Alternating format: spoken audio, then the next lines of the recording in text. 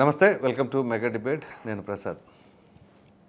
ఒక సంచలనమైన వార్త ఏదైతే 2023 సెప్టెంబర్ నెలలో చంద్రబాబు నాయుడు గారి అరెస్ట్, అది సక్రమంగా జరగలేదు, అక్రమం అని చెప్పేసి నిన్ననే బ్లాస్టింగ్ న్యూస్ బయటకు వచ్చింది. సో ఏదైతే ఒక స్టేట్మెంట్ ఆధారంగా చేసుకొని చంద్రబాబు నాయుడు గారిని అరెస్ట్ చేశారు. ఇంతకీ ఆ స్టేట్మెంట్ ఎవరి దగ్గరది? పివి రమేష్ కుమార్ గారు. ఆయన అప్పుడు అడిషనల్ స్పెషల్ చీఫ్ సెక్రటరీగా ఉన్నారు. సో అటువంటి ఆయన ఇచ్చిన స్టేట్మెంట్ని దాన్ని ఫ్యాబ్రికేట్ చేసి మార్చి అరెస్ట్ చేశారు అని చెప్పేసి నిన్న ఆ ఇన్ఫర్మేషన్ బయటకు వచ్చింది. మరి దీనికి సంబంధించి ఒకవేళ అది నిజంగానే ఫ్యాబ్రికేటెడ్ కేసు అయితే ఎటువంటి పరిణామాలు చోటు చేసుకోబోతున్నాయి, ఆ నష్టాన్ని ఎలా భర్తీ చేస్తారు? ఎందుకంటే సాదాసీదా వ్యక్తి కాదు. ఇప్పుడు మన రాజ్యాంగం ప్రకారంగా న్యాయశాస్త్రంలో మనం మాట్లాడుకునేది ఏంటి? 100 మంది దోషులు తప్పించుకున్నా పర్వాలేదు, ఒక నిర్దోషికి కూడా శిక్ష పడకూడదు అనేది మన యొక్క న్యాయశాస్త్రంలో చెబుతుంది. మరి అటువంటిది సాక్షాత్తు ఒక మాజీ ముఖ్యమంత్రి చంద్రబాబు నాయుడు గారిని పట్టుకుని అప్పటికే 3 పర్యాయాలు ఆయన సీఎం చేసి ఉంటారు. ఒక ప్రొసీజర్ లేదు, ఏమీ లేదు. సో గవర్నర్ గారి దగ్గర పర్మిషన్ తీసుకోవాలా, అసలు నోటీస్ ఇచ్చారా, ఇవ్వలేదు, ఇదని జరిగినాయి. మరి ఇటువంటి తరుణంలో దాన్ని కక్షపూరితంగా కాకుండా ఇంకా వేరే రకంగా ఏదైనా సరే అనుకునే ఛాన్స్ ఉందా? అసలు నిజంగానే స్కామ్ జరిగిందా? మరి స్కామ్ జరిగినప్పుడు ఆధారాలు ఎందుకు ప్రవేశపెట్టలేదు? అసలు స్టేట్మెంట్నే ఫ్యాబ్రికేట్ చేయవలసిన అవసరం ఏముంది? మరి దీనికి సంబంధించి పివి రమేష్ కుమార్ గారు కూడా కొన్ని వ్యాఖ్యలు చేశారు రాత్రే. సో అవన్నీ కూడా మనం ఈరోజు చర్చించబోతున్నాం. చర్చలో మనతో పాల్గొనబోతున్న వారు కారుమంచి రమేష్ గారు, వైసీపీ అధికార ప్రతినిధి, అలాగే సురేంద్ర నాయుడు గారు, తెలుగుదేశం పార్టీ అధికార ప్రతినిధి, మరికొద్దిసేపట్లో జనసేన మరియు రాజకీయ విశ్లేషకులు జాయిన్ అవబోతున్నారు. అందరికి నమస్తే అండి. నమస్తే. నమస్తే. సో ముందుగా సురేంద్ర నాయుడు గారు, సో చంద్రబాబు నాయుడు గారి అరెస్ట్ని మీరు ఎలా చూశారు? మరి ఇప్పుడు తెలుసుకున్న వాస్తవాలను బట్టి మీరేమనుకుంటున్నారు? సార్, ముందుగా మీకు ప్యానల్లో ఉన్నటువంటి మిత్రులకి, అదేవిధంగా అదాని న్యూస్ వీక్షిస్తున్నటువంటి ప్రేక్షకులకి అందరికీ కూడా అదాని కాదండి, ఆదాన్ న్యూస్ ప్రేక్షకులకు అందరికి కూడా నమస్కారాలు తెలియజేసుకుంటూ. నమస్కారం సార్. సార్, ఈరోజు మనము దీన్ని చాలా మంచి సబ్జెక్టు తీసుకున్నారు. వాస్తవంగా మీరు ఏదైతే స్టార్టింగ్లో చెప్పారో, నిజంగా మనము 100 మంది దోషులు తప్పించుకున్నా పర్వాలేదు, కానీ నిర్దోషికి శిక్ష పడకూడదు అనేది మనం ఎప్పుడుండో ఉంటా ఉన్నటువంటి నానుడి. కానీ ఈడ ఏమైందంటే గత 5 సంవత్సరాలలో 100 మంది నిర్దోషులు జైలు పాలయ్యారు, దోషులు మాత్రం లక్షల మంది రోడ్ల మీద తిరుగుతున్నారు. అంటే రివర్స్ అయిపోయింది. గత 5 సంవత్సరాల వైసీపీ ప్రభుత్వంలో రివర్స్ అయిపోయింది. 100 కోట్ల రూపాయలు ప్రభుత్వ ధనాన్ని దుర్వినియోగం చేసి అడ్డంగా బుక్ అయ్యి ఈడీ అటాచ్మెంట్ లో ఉన్నటువంటి వారు కూడా 2000, 3000 వాయిదాలు తీసుకొని యథేక్షగా ప్రజల్లో చలామణి అయిపోతున్నారు. ఏదైతే నీతి నిజాయితీకి మారు పేరుగా ఉన్నటువంటి నాయకులు కానీ అధికారులు కానీ వీఆర్లో పెడుతున్నారు, అధికారులైతే నాయకులనైతే జైల్లో పెడుతున్నారు. అంటే ఎవరైతే నిజాయితీగా పనిచేసిన అధికారులు జగన్మోహన్ రెడ్డి గారికి పనికిరారు, నిజాయితీగా పనిచేసినటువంటి నాయకులు పనికిరారు. ఆయన ఏది చేస్తే దానికి ఎస్ ఎస్ ఎస్ అనుకునే వాళ్ళు మాత్రమే ఆయనకు నీతివంతులైనటువంటి నాయకులు, నీతివంతులైనటువంటి అధికారులుగా గత 5 సంవత్సరాలు కనపరిచింది. దానికి నిదర్శనమే చంద్రబాబు గారు 45 సంవత్సరాల సుదీర్ఘ రాజకీయ అనుభవం. వీళ్ళ తండ్రి గారు కూడా చంద్రబాబు గారికి ఏదో మసి పూయాలని ఆ రోజు కేసులు వేయాలని చూసి కేసులు కూడా పోయాయి. విజయమ్మ గారు కూడా కేసులు వేయాలని ఢిల్లీకి తీసుకెళ్లారు, మళ్ళా అక్కడ కూడా ఏమీ తేల్లా.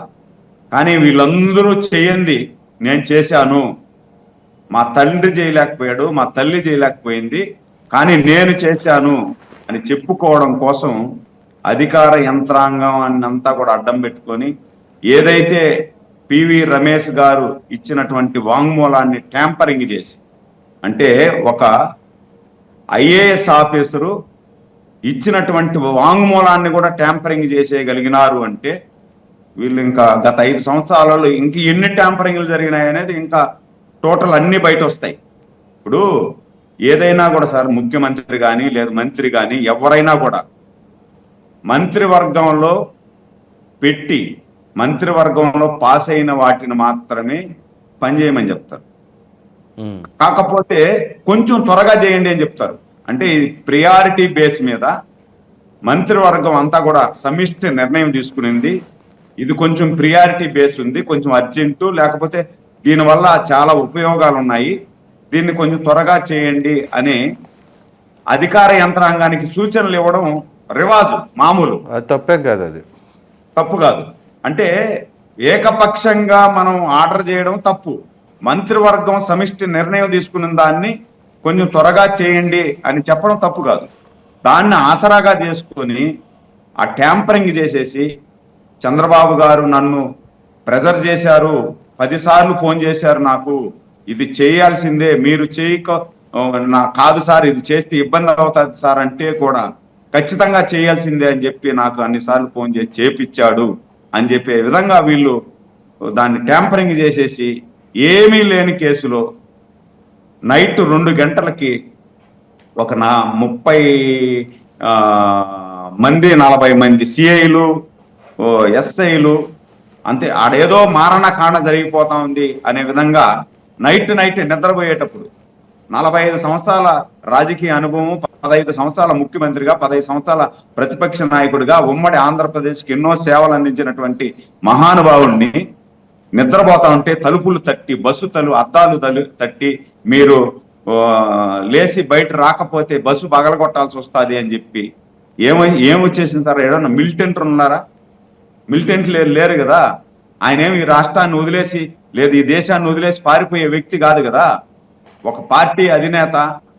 మీరు ఆ విధంగా చేసి ఆయన తీసుకెళ్లి ఎక్కడంటే అక్కడ అడవుల్లో కూడా తిప్పారు అని చెప్పి సాక్షాత్ చంద్రబాబు నాయుడు గారు కూడా చెప్పాడు.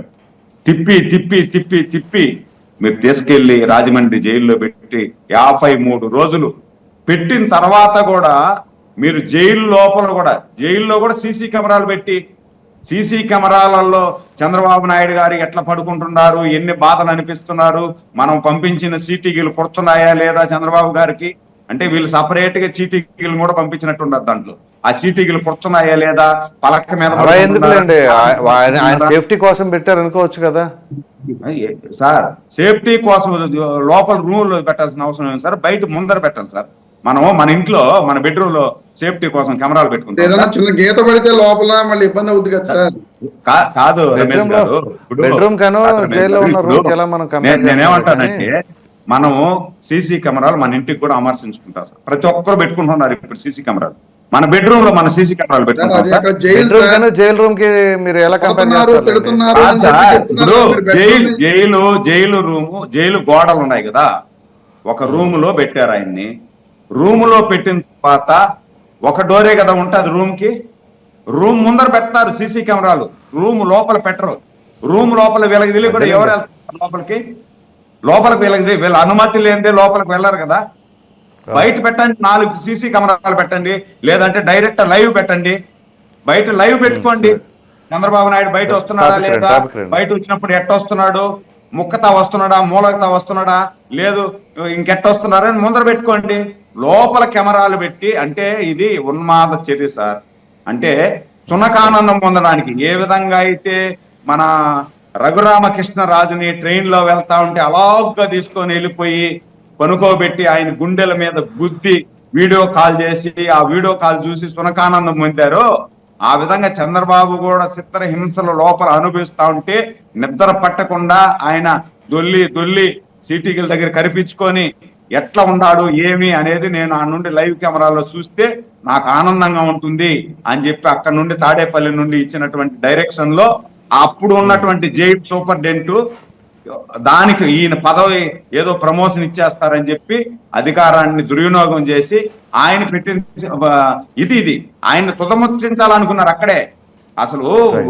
లోపలనే సీసీ ఎర్ర కెమెరా చందనం స్మగ్లర్లు వీళ్ళందరూ ఉండే బ్యారక్ పక్కలో చంద్రబాబు గారికి ఆవాసం కల్పించారు అంటే దాన్ని బట్టి మనం అర్థం చేసుకోవాలా.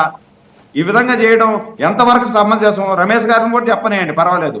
నేను మాట్లాడిన దాని మీద రమేష్ గారు కూడా ఇది కరెక్టు లేదు, సురేంద్రరాజు గారు చెప్పింది తప్పు అని చెప్పనే తప్పు లేదు. కానీ వాళ్ళ పాపం వాళ్ళ పార్టీ వారిని వాళ్ళు వినిపించుకోవాలా. కాకపోతే Right. ఇలాంటి చర్యలు ఉన్మాద చర్యలు కరెక్ట్ కాదు, ఏమీ లేని కేసులో. ఇప్పుడు పివి రమేష్ గారు డైరెక్ట్ చెప్తున్నారు, నేను ఇచ్చిన వాంగ్మూలం ఇది, కానీ వాళ్ళు చేసిన ట్యాంపరింగ్ అది, దీనికి బాధ్యత ఎవరు వహిస్తారు? రేపు దీని పర్యవసానాలు చాలా తీవ్రంగా ఉండబోతాయి, చాలా Right. తీవ్రంగా ఉండబోతాయి దీని పర్యవసానాలు. Right sir. రమేష్ గారు నమస్తే. గుడ్ మార్నింగ్ ప్రసాద్ మరి గారు. ఏంటి మీరు అధికారంలో ఉండగా చంద్రబాబు నాయుడు గారు అరెస్టుని మామూలుగా కాదు ఎలివేషన్స్ గట్టిగా ఇచ్చారు, తీరా కట్ చేస్తే ఇప్పుడు వాస్తవాలు బయటపడుతున్నాయి. మీరు ఏమంటారు దీనికి? ప్రసాద్ గారు, మీకు ఆదాన్ టీవీ ప్రేక్షకులకు ప్యానల్లో ఉన్న సభ్యులందరికీ కూడా గుడ్ మార్నింగ్ అండి. ఇప్పటివరకు సురేందర్ గారు చెప్పడం జరిగింది, చంద్రబాబు నాయుడు గారిని ఉన్మాదిలాగా లేకపోతే ఆ లోపల ఏదో సునకానందం పొందడానికి సీసీ కెమెరాలు పెట్టారని చెప్పి ఆయనే చెప్పారు, మళ్ళీ తుదముట్టించాలని ప్రయత్నం చేశారని చెప్పి ఆయనే చెప్తున్నారు. ఇప్పుడు సీసీ కెమెరాలు పెడితే అక్కడ ఏం జరుగుతుందో ప్రజలందరూ అక్కడ ఉన్న సూపరింటెండెంట్ జైలర్ గారు కానీ వాళ్ళు కానీ అక్కడ చూస్తూ ఉంటారు.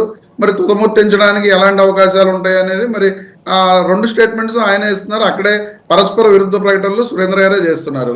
ఇక నెక్స్ట్ ఈ స్కిల్ స్కామ్ కేసులో ఆ రోజు నుంచి కూడా అసలు ఈ స్కిల్ స్కామ్ కేసు బయటకు ఎలాగొచ్చింది సార్? కేంద్ర ప్రభుత్వ అధికారులు జిఎస్టి దాని గురించి చెక్ చేస్తూ ఉండగా ఎక్కడో వేరే స్టేట్ లో గుజరాత్లోనే ఎక్కడో ఆ డిజిటెక్ సంస్థని అక్కడ చెక్ చేసినప్పుడు వాళ్ళు ఈ స్కిల్ స్కామ్ కేసు గురించి జిఎస్టి కట్టలేదు అనే దాని మీద కేంద్ర ప్రభుత్వ అధికారులు ఎంక్వైరీ చేస్తే అప్పుడు బయటకు వచ్చిన విషయం ఇది. అప్పటి వరకు కూడా బయటకు రాదు. వాళ్ళు అప్పుడు స్టేట్ గవర్నమెంట్ కి లెటర్ రాస్తే దాని మీద 2016-17లోనో కేసు ఇదే గవర్నమెంట్ నమోదు చేసిన కేసు ఇది. అప్పటి వరకు మా ప్రభుత్వం నమోదు చేసిన కేసు కాదు కదా సార్ ఇది. సెంట్రల్ గవర్నమెంట్ వాళ్ళు పంపించిన ఇలా జిఎస్టీని వీళ్ళు కట్టలేదు, రకరకాల దాంట్లో జరిగిన ఈ ఫ్రాడ్ జరిగింది, దీని మీద మీరు ఎంక్వైరీ చేయండి అని చెప్పి కేంద్ర ప్రభుత్వం వాళ్ళు స్టేట్ గవర్నమెంట్ కి రాస్తే వాళ్ళు ఆ రోజు నమోదు చేసిన కేసు. ఓకే. దీన్ని వీళ్ళు ఎంతసేపు ఏం చెప్తున్నారంటే చంద్రబాబు నాయుడు గారి మీద మేమే కేసు పెట్టాం, మేమే చేసాం, ఈ స్కిల్ స్కామ్ కేసు మొత్తం మేమే పెట్టామని చెప్పి చెబుతున్నట్టు ప్రచారం చేస్తున్నారు వీళ్ళు.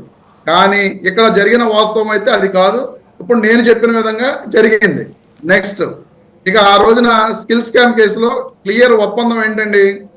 ఎంఓయూలో 3,300 కోట్ల రూపాయలు ఎంఓయూలో సిమెన్స్ సంస్థతోటి డిజిటెక్ సంస్థతోటి కలిపి మన స్టేట్ గవర్నమెంట్ ఎంఓయూ చేసుకుంది. ఎలాగా? 10% వాటా స్టేట్ గవర్నమెంట్ కట్టే విధంగా, మిగతా సిమెన్స్ సంస్థ నుంచి వాళ్ళు దీంట్లో పెట్టి ఈ ప్రాజెక్టుని కంటిన్యూ చేసే విధంగా ఎంఓయూలో చేసుకోవడం జరిగింది. చేసుకున్న తర్వాత జీవో రిలీజ్ చేసేటప్పటికి ఆ జీవోలో ఎక్కడా కూడా 3,300 కోట్ల రూపాయలు ఈ దాంట్లో 10% తీసేగా మిగతా డబ్బులు సిమెన్స్ కంపెనీ వాళ్ళు డిజిటెక్ ప్రతినిధులు పెడతారు అనేది ఎక్కడా జీవో కాపీలో లేదు. మీరు చెక్ చేయండి ఒకసారి. ఆ లైన్ ని తీసేశారు. తీసేసిన దాని మీద ఎంక్వైరీ చేస్తే ఓహో ఇదేంటి, ఆ రోజున ఎంఓయూలో 3,300 crores అని ఉంది, ఈ రోజున దీంట్లో ఈ లైన్ లేదు అంటే అసలు సిమెన్స్ డిజిటెక్ వాళ్ళు పూర్తిగా అమౌంట్ అసలు మనకి పెట్టలేదా దీంట్లో ప్రాజెక్ట్లో అని చెప్పి ఎంక్వైరీ చేయడం జగన్మోహన్ రెడ్డి గారి ప్రభుత్వం మొదలుపెట్టిన తర్వాత దాంట్లో ఈ ఫ్రాడ్ జరిగినవన్నీ కూడా బయటికి రావడం జరిగింది. ఏం జరిగిందండి? ఆ తర్వాత సిమెన్స్ సంస్థ కూడా మన స్టేట్ గవర్నమెంట్ నుంచి మెయిల్ పెడితే ఆ రోజున సిమెన్స్ హెడ్ గా ఉన్న సుమన్ బోసు మమ్మల్ని మోసం చేశాడు, మాకు ఈ ప్రాజెక్ట్కి ఎటువంటి సంబంధం లేదు, మేము ఏ విధమైన ఎంఓయూ కూడా స్టేట్ గవర్నమెంట్ తో చేసుకోలేదు అని చెప్పి సిమెన్స్ సంస్థ కూడా మెయిల్ గవర్నమెంట్ కి పంపించిన సందర్భం ఆ రోజున ఉంది. మరి వాళ్ళు నిజంగా ఎంఓయూ చేసుకుని ఉంటే సిమెన్స్ సంస్థ వాళ్ళు మరి ఆ మెయిల్ పంపించరు కదండి, అప్పుడైనా అర్థమవుతుంది కదా ఫ్రాడ్ జరిగిందని చెప్పి. నెక్స్ట్ వీళ్ళు 370 crores మన స్టేట్ గవర్నమెంట్ నుంచి రిలీజ్ చేయడం జరిగింది. ఆ రిలీజ్ చేసిన 240 కోట్లు డిజిటెక్ సంస్థకి వెళ్ళి డైరెక్ట్ డిజిటెక్ సంస్థకి వెళ్ళిపోయినాయి. ఆ డిజిటెక్ సంస్థ నుంచి రకరకాల షెల్ కంపెనీల ద్వారా ఇప్పుడు ఆ ప్రాజెక్ట్ పెట్టే ఇది రకరకాల షెల్ కంపెనీస్, ఈ కంపెనీస్ కూడా ఎక్కడ లేవని కూడా, వాటి అడ్రసెస్ మాత్రమే ఉన్నాయి, కంపెనీస్ ఎక్కడ లేవని కూడా మొన్న ఎంక్వైరీలో స్టేట్ గవర్నమెంట్ ఇచ్చిన రిపోర్ట్ ప్రకారం ఉన్న పరిస్థితి. ఎలైట్ కంప్యూటర్స్ కానీ, స్కిల్లర్స్ ఇండియా ప్రైవేట్ లిమిటెడ్ కానీ, నాలెడ్జ్ పోడియం కానీ, సిటిఏ గ్రీన్స్ కానీ, ఇలా రకరకాల షెల్ కంపెనీలు ద్వారా నిధులు మళ్ళీ రీరూట్ అయినాయి. ఇదంతా కూడా సిఐడి ఎంక్వైరీ చేసి కోర్టులో సబ్మిట్ చేసిన పరిస్థితి. దాంట్లో ఆయన చెప్పనివ్వండి, నేను ఇంటరప్ట్ చేయకూడదని రమేష్ గారి ఫ్లోలో పోనీ ఉండదు, చెప్పండి. దాంట్లో చంద్రబాబు నాయుడు గారి పాత్ర, ఇప్పుడు పివి రమేష్ గారు చెప్తున్నట్లుగా నేను ఎక్కడా కూడా నేను అలా చెప్పలేదు, ఈ స్టేట్మెంట్ నేను ఇవ్వలేదు అని చెప్పి ఈ రోజు చెప్తున్నారు. మరి ఆ రోజు పివి రమేష్ గారు వచ్చి మరి ఎందుకు చెప్పలేదో కోర్టులో ఆయన డైరెక్ట్ గా నేను ఇది చెప్పలేదని చెప్పి అరెస్ట్ చేసే రోజున వచ్చి కూడా ఆయన చెప్పొచ్చు. కానీ మరి ఆయన చెప్పిన దాఖలాలు ఆ రోజున లేవు. సరే, ఈ రోజున ఎందుకు చెబుతున్నారు అనేది అది కోర్టులో ఉన్న విషయం కాబట్టి కోర్టు తెలుస్తుంది. వీళ్ళు చెబుతున్నట్లుగా నిజంగా చంద్రబాబు నాయుడు గారికి ఇందులో పాత్ర లేదు అని అంటే, పివి రమేష్ గారి స్టేట్మెంట్ పుచ్చుకునే వీళ్ళు అరెస్ట్ చేశారు అని అంటే, చంద్రబాబు నాయుడు గారు ఆ లెటర్స్ అదే జియో కాపీల మీద కానీ, ఆ ఫైనాన్స్ రిలీజ్ చేసే పేపర్స్ మీద కానీ 13 సార్లు సంతకాలు పెట్టినట్లుగా ఆ రోజు ఉన్న ప్రభుత్వం రిలీజ్ చేసిన పేపర్లన్నింటిలో కూడా 13 సార్లు చంద్రబాబు నాయుడు గారు సంతకం పెట్టినట్లుగా ఉంది. ఇప్పుడు అసలు 3,300 కోట్లు ఎంఓయూ చేసుకున్న ప్రభుత్వానికి 370 కోట్లు రిలీజ్ చేసి అసలు ఎంఓయూలో ఉన్న ఇన్సిడెంట్స్ అన్ని కూడా జీవోలో లేకుండా చేయడం అనేది చంద్రబాబు నాయుడు గారికి తెలియకుండానే జరిగిందంటారా ప్రసాద్ గారు? ఈ రకంగా తప్పు జరిగింది అనే ఉద్దేశంతో దాంట్లో చంద్రబాబు నాయుడు గారిని A1 గా పెట్టి అరెస్ట్ చేయడం జరిగింది. ఈ రోజు నా తర్వాత సిఎస్ ఎవరండి? ఏదండి అప్పుడు సిఎస్ ఎవరు? జవహర్ రెడ్డి గారు అనుకుంటండి, మా గవర్నమెంట్లోనండి. మీ గవర్నమెంట్లో కాదు, చంద్రబాబు నాయుడు గారి టైంలో ఈ ట్రాన్సాక్షన్స్లో అవకతవకలు జరిగినాయి అని చెప్పేసి అంటున్నారు కదా, అప్పుడు సిఎస్ ఎవరండి? సిఎస్ పివి రమేష్ గారు ఫైనాన్స్ సెక్రటరీగా ఉన్నాయని చెప్పి చెప్పడం జరిగింది. అవును, ఫైనాన్షియల్ సెక్రటరీనే. సిఎస్ ఉంటారు కదా, సిఎస్ అప్రూవల్ లేకుండా ఏ బిల్ అయినా సరే, ఏ ప్రాజెక్ట్ అయినా సరే నడవదు కదా. అవును సార్. మరి అధికారుల మీద చర్యలు ఎందుకు తీసుకోలేదు? మీరు డైరెక్ట్గా చంద్రబాబు గారి పైన ఎలా చర్యలు తీసుకుంటారు? ఇప్పుడు అధికారులు జగన్మోహన్ రెడ్డి గారి కేసెస్ ఉన్నాయండి, చాలా కేసెస్ లో అధికారులను ఎక్కడ అరెస్ట్ చేసిన దాఖలాలు లేవు. ఇప్పుడు ఆదిత్యనాథ్ దాస్ గారు రిలీఫ్ లేదు, ఆదిత్య దాస్నాథ్ గారిని ఇరిగేషన్ దాంట్లో అరెస్ట్ చేయలేదు. మొన్న ఒక ఆయన చాలా మంది అధికారులను అరెస్ట్ చేయలేదు, ఒక్క శ్రీలక్ష్మి గారిని మాత్రమే ఆ రోజున. ఇప్పుడు కింద అధికారులను అరెస్ట్ చేశారు. ఇప్పుడు సిఎస్ గురించి మీరు మాట్లాడుతున్నారు, స్కిల్ కార్పొరేషన్ లో ఉన్న అధికారులను అరెస్ట్ చేశారు, వాళ్ళ స్టేట్మెంట్స్ కూడా రికార్డ్ చేసి కోర్టులో పెట్టడం జరిగింది. ఇప్పుడు మీరు పనిచేయండి.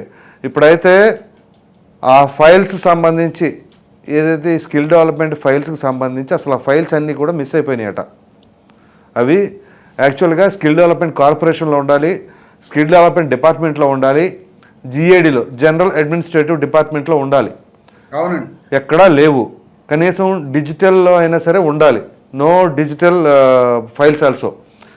మరి దానికి ఏమి సమాధానం చెప్తారు? మరి ప్రభుత్వంలో ఉన్నప్పుడు ఇట్లాంటివన్నీ కూడా ఎట్లా మిస్ అవుతాయి? బాధ్యులు కదా ప్రసాద్ గారు. ఫైల్స్ లేవని చెప్పి వాళ్ళు చెప్తున్నారు. వాళ్ళు ఎంక్వైరీ చేసి ఎవరు, ఇప్పుడు పోలీసు వాళ్ళ చేతుల్లోనే ఉంది కదా. ఇప్పుడు అక్కడ ఉన్న ఎంప్లాయీస్ అలాగే ఉంటారు కదా. ఫైల్ సెక్షన్ అనేది ఒకళ్ళు మెయింటైన్ చేస్తారు, ఒక ఎంప్లాయీ సెక్షన్. ఆ సెక్షన్ కి ఒక హెడ్ ఉంటారు.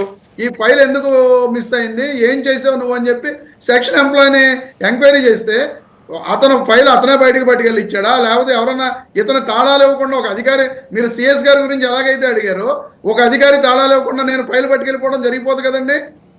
ఒక అధికారి ఇప్పుడు జిఏడిలో అదే క్వశ్చన్. అక్కడ జిఏడిలో ఖచ్చితంగా ప్రిన్సిపల్ సెక్రటరీ, చీఫ్ సెక్రటరీ వాళ్ళ ఇది లేకుండా, ప్రమేయం లేకుండా ఏం జరగదు సార్. ఇప్పుడు జిఏడిలో సిఎస్ ప్రిన్సిపల్ సెక్రటరీ ప్రమేయం లేకుండా జరగదు. అదే జిఏడి తాళాలు సిఎస్ దగ్గర, ప్రిన్సిపల్ సెక్రటరీ గారి దగ్గర ఉండవు కదా, ఆ సెక్షన్ హెడ్ దగ్గర ఉంటాయి. ఎవరైతే ఫైల్ కీపింగ్ చేస్తున్నారో ఆ సెక్షన్ హెడ్ దగ్గర ఉంటాయి. ఆ సెక్షన్ హెడ్ ని పిలిచి దీనికి సంబంధించిన ఫైల్స్ ఏమైపోయినాయి, అతనే ఉంటాడు కదా హెడ్ కింద. ఇప్పుడు వాళ్ళకైతే ట్రాన్స్ఫర్స్ ఉండవు కదండి, అదే హెడ్ కింద వాళ్ళే ఉన్నారు. ముమ్మాటికి ఈ స్కామ్ జరిగింది అంటారు మీరు? ఖచ్చితంగా స్కామ్ జరిగింది అంటుంది సార్. మొన్న కూడా కొన్ని సెంట్రల్ గవర్నమెంట్ ఈడీ కొన్ని ఆస్తుల్ని అటాచ్ చేయడం జరిగింది కదా. ఎవరు ఆస్తులు అటాచ్ చేశారు? ఈ డిజిటెక్ సంబంధించిన కింద ఉన్న డిజిటెక్ వాళ్ళు ఇక్కడ జిఎస్టి పూణే వాళ్ళ నుంచి చెప్తాను సార్, మీకు క్లారిటీ ఇస్తాను నేను. GST commissioner of Pune, GST commissioner of Pune నుంచి అప్పుడు ప్రిన్సిపల్ సెక్రటరీగా ఉన్న ప్రవణ్ ప్రకాష్ గారు, స్పెషల్ చీఫ్ సెక్రటరీగా సతీష్ చంద్ర గారు ఉన్నారు. సో వాళ్ళకి అప్పుడు అంటే ప్రభుత్వానికి నోటీస్ వచ్చింది, ఏంటి ఇక్కడ జిఎస్టీకి సంబంధించిన వ్యవహారం ఇట్లా కమిషనర్ గారి దగ్గర నుంచి వచ్చినప్పుడు ఇదే పివి రమేష్ గారు ఇదే స్కిల్ డెవలప్మెంట్ కార్పొరేషన్ ఎండీగా ఉన్నటువంటి శ్రీకాంత్ గారిని అప్రోచ్ అయ్యి ఏంటి ఇట్లా నోటీస్ వచ్చింది, ఏం జరిగింది ఏంటి అని మొత్తం ఎంక్వైరీ చేసి ఆ శ్రీకాంత్ అనే ఆయన ఎండి, స్కిల్ డెవలప్మెంట్ ఎండి, ఆయన క్లారిటీ ఇచ్చారంట. సార్ మొత్తం నేను క్రాస్ చెక్ చేశానండి, నథింగ్ ఈజ్ ఫిషింగ్, ఇక్కడ ఏం జరగలేదు, అన్నీ ప్రాపర్గానే ఉన్నాయి, స్కిల్ డెవలప్మెంట్ సెంటర్స్ ఉన్నాయి, ట్రైనింగ్ అయిన స్టూడెంట్స్ ఉన్నారు అని చెప్పేసి ఈ గేవ్ క్లారిటీ. ఎందుకంటే 2019 జూన్లో జగన్మోహన్ రెడ్డి గారు సీఎంగా ప్రమాణ స్వీకారం చేసింది 2019 మే 30న. సో 19 జూన్ నుంచి 20 అక్టోబర్ వరకు స్పెషల్ చీఫ్ సెక్రటరీగా ఇదే పివి రమేష్ కుమార్ గారు ఉన్నారు. సో అప్పుడు అక్కడ జరుగుతున్న మీటింగ్లు, ఈ చర్చలు ఇవన్నీ కూడా ఏ రకంగా బాబు గారిని అరెస్ట్ చేయాలి అనే దాని మీద నడుస్తుందట. అంటే సుమారుగా సంవత్సరం 3 నెలలు, సంవత్సరం 6 నెలలు దాకా అనుకోండి, 4 నెలలు అనుకోండి అటు ఇటుగా దాని మీద జరిగిందట. అటు చేయాలి ఇటు చేయాలని మదనం పడి చివరికి ఇట్లా చేశారని చెప్పేసి ఆయన చెప్తారు. మీరేం చెప్తారు దానికి? సార్ ఇప్పుడు ఆ రోజున పివి రమేష్ గారు జగన్మోహన్ రెడ్డి గారి దగ్గర కూడా స్పెషల్ సెక్రటరీగా ఉన్న విషయం సీఎంఓలో అందరికీ తెలిసిన విషయమే. ఇలా చేయడానికి ప్రయత్నాలు చేస్తున్నారు అన్యాయంగా చంద్రబాబు నాయుడు గారిని. ఎందుకంటే ఆయన ఆల్రెడీ అప్పటికే ఇదే రిటైర్మెంట్ స్టేజ్కి వచ్చిన వ్యక్తి. చంద్రబాబు నాయుడు గారిని అన్యాయంగా అక్రమంగా అరెస్ట్ చేయడానికి ప్రయత్నం చేస్తున్నారని చెప్పి ఆ రోజే ప్రజల ముందుకు వచ్చి చెప్పొచ్చు కదండి. ఎందుకు చెప్పగలుగుతారా? అంత డేర్గా చెప్పగలుగుతారా? ఈ రోజు కూడా మనకెందుకు వచ్చిన తలనొప్పులే అని పక్క చెప్పుకుంటారు. ప్రసాద్ గారు ఈ రోజున కూడా చంద్రబాబు నాయుడు గారు ముఖ్యమంత్రిగా ఉన్నారని చెప్పి పివి రమేష్ గారిని మళ్ళీ మాట మార్పించి చెప్పించుతున్నారని చెప్పి మేము అభియోగం చేయడం కరెక్ట్ అంటారా? ఏమో మరి మీరు ఎట్లా అనుకుంటున్నారు? ప్రసాద్ గారు ఇప్పుడు మీరు అనేదాన్ని బట్టి పివి రమేష్ గారు ఇప్పుడు మాట మారుస్తున్నారు అంటారు, అంతేనా? అది కరెక్ట్ అంటారా నేను మిమ్మల్ని అడుగుతున్నా. మీరే అన్నారు కదా, ఎందుకంటే అప్పుడు అధికారంలో ఉన్నది మీరు, మీకు వ్యతిరేకంగా ఎలా స్టేట్మెంట్ చెప్తారని చెప్పి అని ఒక ఐఏఎస్ ఆఫీసర్ అయినా ఒక తప్పు జరుగుతుంది. వ్యతిరేకంగా కాదు, వ్యతిరేకంగా అంటే ఇన్ ద సెన్స్ అక్కడ జరుగుతున్న బయట పెడితే ఆయనకి ఏమో మనకి ఎందుకు వచ్చిన తలనొప్పని అనుకొని ఉండొచ్చు కదా. అదేంటి సార్, స్పెషల్ చీఫ్ సెక్రటరీ ఆయన స్పెషల్ చీఫ్ సెక్రటరీ ఆ రోజున సీఎంఓలో కొన్ని సబ్జెక్ట్స్ చూసే స్పెషల్ చీఫ్ సెక్రటరీ. తప్పు జరుగుతున్నప్పుడు మనకెందుకు అనుకున్న వ్యక్తి అది ఎంతవరకు కరెక్ట్ ఆ వ్యక్తి అనేది తప్పు జరుగుతుందంటే ఆయనకు అనుమానం, నాట్ కన్ఫర్మ్ కాదు సార్. ప్రసాద్ గారు అనుమానం, ఏదో సంథింగ్ ఫిషింగ్ అనేది అనుమానం కాదు సార్, అనుమానం ఉంది అని చెప్పి ఆ వ్యక్తి అలా వదిలేయడం కరెక్ట్ అని అంటారా? అంటే తప్పును ప్రోత్సహించడమే కదా అది. ఓహో, అంటే తప్పు జరుగుతుందని ఒప్పుకుంటున్నారా? బ్యూరోక్రసీలో తప్పుని ఎవరు చెప్పట్లేదు. నాయకులు ఏది చెప్తే అది చేసుకుపోతున్నామని చెప్తున్నారు. అది చేసుకుపోయామంటున్నారు. తప్పులు జరిగిన తర్వాత ఆ ప్రభుత్వంలో ఉండే వాళ్ళు మాట్లాడరు. మళ్ళీ ప్రభుత్వం మారితేనే ఆ రోజు మేము చెప్పాము వినలేదు. ఫ్రాంక్గా చెప్పండి, మీ ప్రభుత్వంలో అధికారులు ఫ్రీగా పని చేసుకోగలిగారా? ఎందుకు పని చేసుకోలేదండి? పని చేసుకోకుండా వీళ్ళందరూ ఆ రోజున ఉన్నారా? లేదంటే అత్యుత్సాహవంతులు ఎక్కువయ్యారా? ఇప్పుడు ఇదే అరెస్టుకు సంబంధించి సిఐడి అడిషనల్ చీఫ్గా ఉన్నటువంటి సంజయ్ కావచ్చు, అడిషనల్ అడ్వకేట్ జనరల్గా ఉన్నటువంటి పొన్నవోలు సుధాకర్ రెడ్డి కావచ్చు, అసలు అమరావతిలో ఓకే మీటింగ్ ప్రెస్ మీట్ పెట్టుకున్నారు, ఓకే, హైదరాబాద్లో పెట్టవలసిన అవసరం ఏంటి, ఢిల్లీలో పెట్టవలసిన అవసరం ఏంటి? ఇప్పుడు ఇది అమరావతి భూముల మీద ఇష్యూ వచ్చిందండి. ఇష్యూ వచ్చినప్పుడు ప్రెస్ మీట్లు పెడుతుంటే గ్యాగ్ ఆర్డర్ తెచ్చుకోవాల్సిన అవసరం ఉందండి, తప్పు లేకపోతే. నేను అడిగిన క్వశ్చన్ ఆన్సర్ రాదు, మీరు క్వశ్చన్ అడుగుతారు. మరి మీరు నన్ను క్వశ్చన్ అడుగుతున్నారు కాబట్టి నేను చెప్తున్నా, దానికి ఆన్సర్ చెప్పండి సార్. అది తప్పు జరిగింది అనుకుందాం, ఫర్ ఎగ్జాంపుల్ గ్యాగ్ ఆర్డర్ గురించి. ఇప్పుడు దీనికి ఆన్సర్ చెప్పండి నాకు. అసలు సిఐడి చీఫ్గా ఉన్నటువంటి సిఐడి చీఫ్ అంటాను, ఆయన అడిషనల్ అడ్వకేట్ జనరల్గా ఉన్నటువంటి పొన్నవోలు సుధాకర్ రెడ్డి, ఆయనకి ఏం అవసరం ప్రెస్ మీట్లు పెడతాం ఢిల్లీకి వెళ్ళి? ఇప్పుడు ఏం అవసరం అంటే వీళ్ళు మేము తప్పు చేయలేదు అని చెప్పి అన్ని చోట్లకి వెళ్ళి చెబుతున్నారు కాబట్టి అక్కడికి వెళ్ళి ప్రెస్ మీట్ పెట్టారు. వాళ్ళు ప్రభుత్వంలో ఉన్నారు సార్, ప్రభుత్వంలో ఉన్నప్పుడు ఇక్కడ చెప్తే సరిపోతుంది కదా, ఢిల్లీలో చెప్తారు దాన్ని. అవును సార్, వీళ్ళు సుప్రీంకోర్టు వెళ్ళారు కాబట్టి ఢిల్లీలో కూడా విషయం తెలియాలని చెప్పి, నేషనల్ లెవెల్లో విషయం తెలియాలని చెప్పి ప్రెస్ మీట్ పెట్టడం జరిగింది. ప్రెస్ మీట్ పెట్టడం కూడా తప్పు అంటారా ప్రసాద్ గారు? అది తప్పు కాదు. అయితే జరిగిన విషయాలు కాదండి, నేషనల్ మీడియా వాళ్ళు ఇక్కడికి వచ్చి మనకి ఎవరు కూడా ప్రెస్ మీట్లు పెట్టుకోవడానికి రాలేరు. వాళ్ళు మనం వెళ్తేనే అక్కడ ప్రెస్ మీట్ పెట్టాలన్నమాట నేషనల్ మీడియా రావాలంటే. ఆ రోజు అంతేనా మీరు చెప్పేది? పరిస్థితులు అలాగున్నాయేమోనండి. చంద్రబాబు నాయుడు గారు నేషనల్ మీడియాని మేనేజ్ చేస్తున్నారని ఉద్దేశంతో వీళ్ళు ఏమన్నా వెళ్ళి అక్కడ ప్రెస్ మీట్ పెట్టుంటారు. ఓకే, ప్రెస్ మీట్ పెట్టడం తప్పంటారా మీరు? సరే, అది తప్పు అంటారు ఒప్పంటారు. నేను అంటాం తప్పుగా నేను అనకూడదులే, కానీ అది ప్రజలు డిసైడ్ చేస్తారులే సార్.